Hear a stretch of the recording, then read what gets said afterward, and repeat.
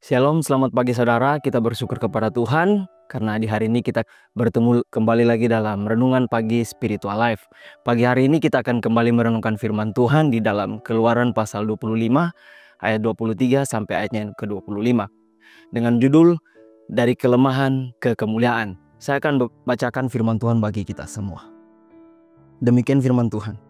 Engkau harus membuat meja dari kayu akasia dan 2 hasta panjangnya, sehasta lebarnya, dan 1,5 hasta tingginya. Engkau harus melapisnya dengan emas murni dan membuat bingkai emas sekelilingnya. Di sekeliling meja itu, engkau harus membuat pinggiran setapak tangan lebarnya dan membuat bingkai emas di sekeliling pinggiran itu. Saudara yang terkasih, ketika Allah memerintahkan Musa untuk membangun kemah suci, setiap detailnya ditetapkan dengan sangat teliti. Tidak ada satupun yang dibiarkan tanpa ketentuan. Bahkan sampai pada ukuran bahan dan hiasan terkecil termasuk meja. Hal ini menunjukkan bahwa kemah suci adalah tempat Allah berdiam di tengah umatnya. Salah satu perabot yang diperintahkan Tuhan untuk dibuat adalah meja roti sajian. Meja ini bukan sekedar perabot biasa, melainkan mengandung makna rohani yang mendalam. Meja ini dibuat dengan kayu penagai yang dilapisi emas murni. Ini melambangkan kehadiran Allah, kemuliaan, dan kekudusannya. Mengapa dilapisi dengan emas? Agar ketika para imam masuk, mereka bisa merasakan kehadiran Allah. Karena emas itu melambangkan kehadiran Allah. Saudara, kayu penaga adalah kayu yang sederhana dan cukup umum ditemukan di padang gurun. Ini berbicara tentang kemanusiaan kita yang rapuh dan terbatas. Kita hanyalah manusia biasa dengan segala kelemahan. Tetapi ketika kayu itu dilapisi emas, ia tidak lagi tampak biasa. Emas melambangkan kemuliaan Allah dan kekudusannya. Dengan demikian, kayu penaga yang dilapisi emas adalah gambaran manusia yang sederhana. Tetapi ketika dipenuhi oleh Roh Kudus, hidupnya berubah dan mencerminkan kemuliaan Allah. Tanpa emas, kayu itu hanyalah kayu biasa.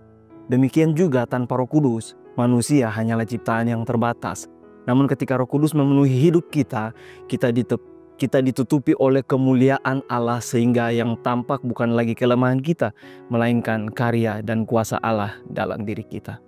Saudara yang terkasih, sama seperti meja yang dilapisi emas sehingga para imam dapat merasakan kehadiran Allah, demikian juga dengan kehidupan kita yang telah dipenuhi dengan Roh Kudus.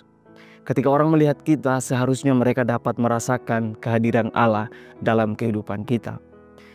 Baik itu melalui kasih yang nyata, karakter kita, perkataan kita, dan melalui pelayanan kita. Jadi orang dapat merasakan kehadiran Allah dalam kehidupan kita bukan terutama lewat apa yang kita klaim, melainkan lewat buah kehidupan yang nyata, sikap hati, dan kasih yang kita bagikan. Saudara, mari sejenak kita merenungkan firman Tuhan yang baru saja kita dengar. Saudara, dalam keseharian kita, apakah orang lain bisa merasakan kehadiran Allah lewat kasih, perkataan, dan sikap hidup kita?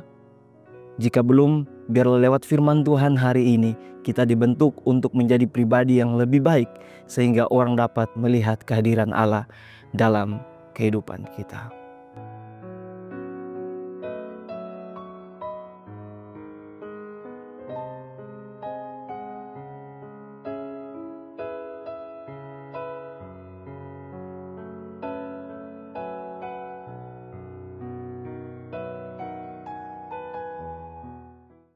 Demikian firman Tuhan hari ini, mari kita berdoa.